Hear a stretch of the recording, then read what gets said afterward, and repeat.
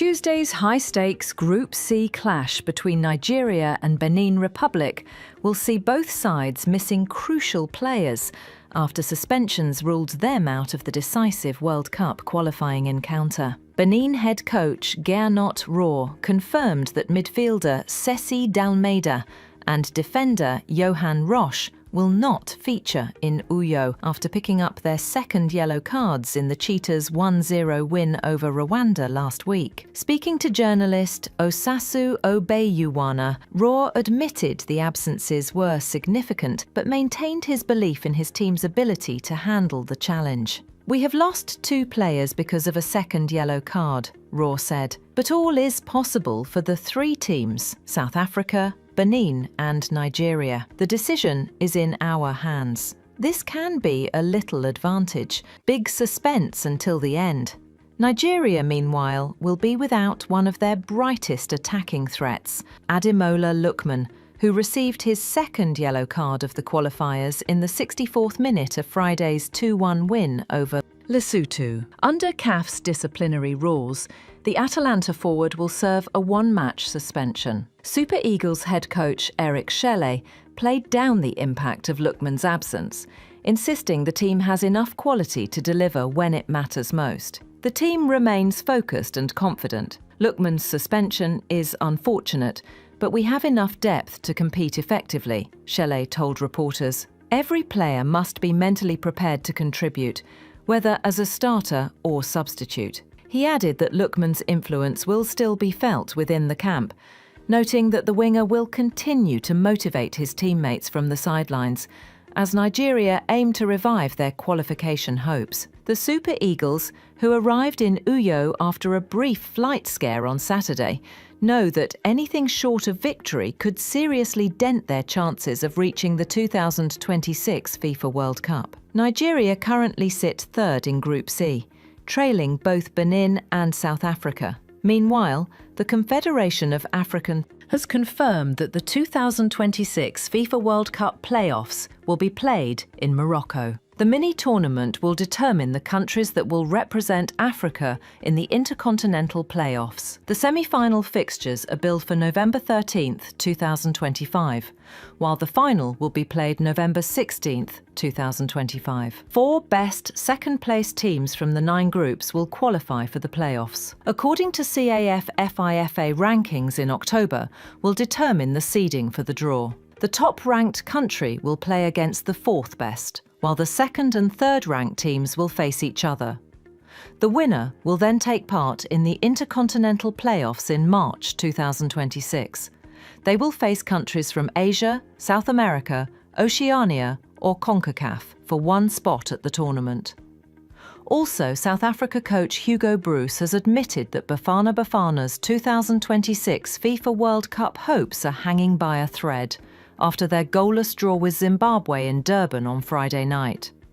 The result means their qualification. Chances now rest on Nigeria's performance against Benin Republic in Uyo. The draw leaves South Africa with 15 points, 2 behind Group C leaders Benin Republic, and just 1 ahead of Nigeria, who are on 14. Only the top team in each group will qualify automatically for the World Cup, putting Broos and his players in a tight corner. "It's still possible, but it becomes more difficult than today," Broos said after the match. "We have to go to that match believing that maybe, with a little miracle on Tuesday, we can still qualify." The Belgian coach urged his players to stay focused on their task, stressing that a win against Rwanda in their final game on Tuesday is non-negotiable.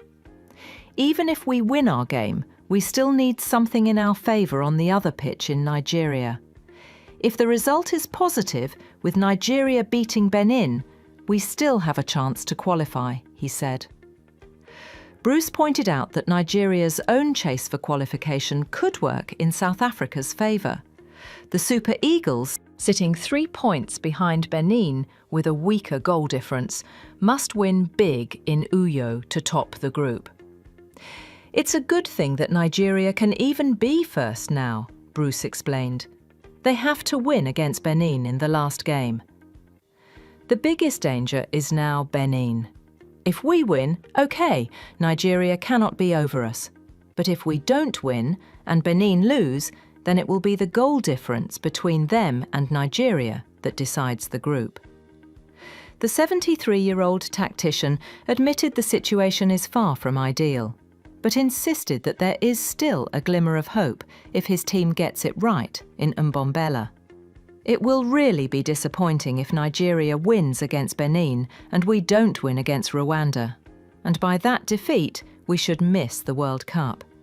That's why today it's a very sad evening. But there's still hope. We have to try to take the big chance that we have on Tuesday.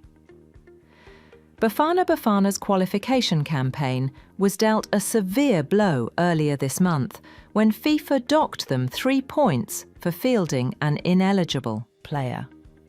Midfielder Teboho Mokoena was ruled ineligible for their 2-0 win over Lesotho in March, which was overturned to a 3-0 defeat. That deduction hurt us badly, Bruce said. It's disappointing because those 3 points would have put us in a much stronger position. Now we have to rely on others. Despite the frustration, the coach remains optimistic that his side can finish strong and at least keep their hopes alive until the final whistle. It's not 100% lost. It can still happen, he said.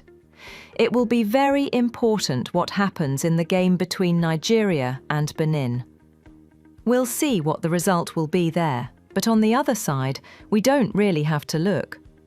If we win our game, we'll see what happens. That's the most important thing. The South African team departed Durban for Mbombela to begin final preparations for their must-win clash against Rwanda. They will be without defender Mbekezeli Mbokazi, who was sent off late in the draw with Zimbabwe.